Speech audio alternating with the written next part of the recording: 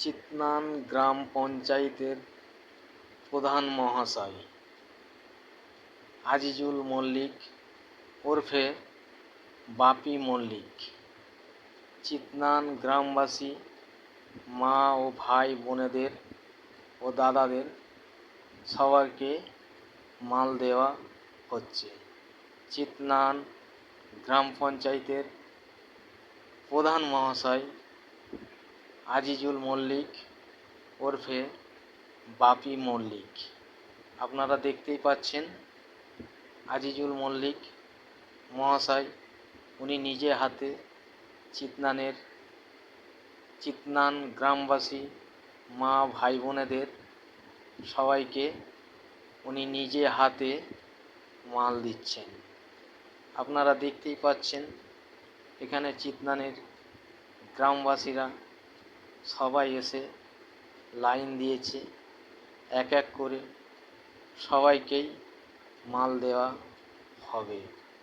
আপনারা দেখতেই পাচ্ছেন চিতনান গ্রাম পঞ্চায়েতের প্রধান মহাশয় আজিজুল মল্লিক উনি নিজে হাতে মাল দিচ্ছেন চিতনানের মা ভাই বোনেদের সবাইকে এক এক করে।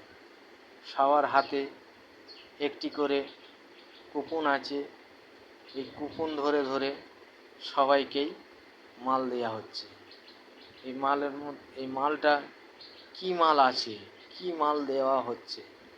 হ্যাঁ, এই মাল আছে একটি প্যাকেটের মধ্যে চাল আছে, আলু আছে, ডাল আছে। মিনিমাম এর ওজন হবে 5 থেকে 6 কেজি, 5 থেকে 6 কেজি। আপনারা দেখতেই পাচ্ছেন চিতনানের মা ভাই বোন সবাইকেই দেওয়া হবে। দেখতে পাচ্ছেন এখানে কত লোক সবাই এসেছে, চিতনানের গ্রামবাসীরা সবাই এসেছে। প্রচুর রোদেতে দাঁড়িয়ে রয়েছে, সবার কষ্টে হচ্ছে, এই জন্য চিতনানের গ্রামবাসী মা বোনেদের আগে দেওয়া হচ্ছে, ছেলেদেরকে আগে দেওয়া হচ্ছে না। আগে চিতনানের গ্রামবাসী মা বোনেদের আগে দেওয়া হচ্ছে। কেন? প্রচুর রোদ, মায়েরা দাঁড়িয়ে রয়েছে, বোনেরা দাঁড়িয়ে রয়েছে, খুব কষ্ট হচ্ছে। সেই জন্যে চিতনান গ্রাম পঞ্চায়েতের প্রধান মহাশয় আজিজুল মল্লিক উনি বললেন যে আগে চিতনানের মা বোনেদের মালগুলো দেওয়া হোক, তারপরে ছেলেদেরকে দেওয়া হবে। এখানে সবাই এসেছে, পুরো চিতনানের গ্রামবাসী এখানে এসেছে। আপনারা দেখতেই পাচ্ছেন যে চিতনানের গ্রামবাসী প্রত্যেকটা মানুষ লাইন ধরে দাঁড়িয়ে আছে। রোদ কিন্তু খুব প্রচুর রোদের মধ্যেই দাঁড়িয়ে আছে। কেন?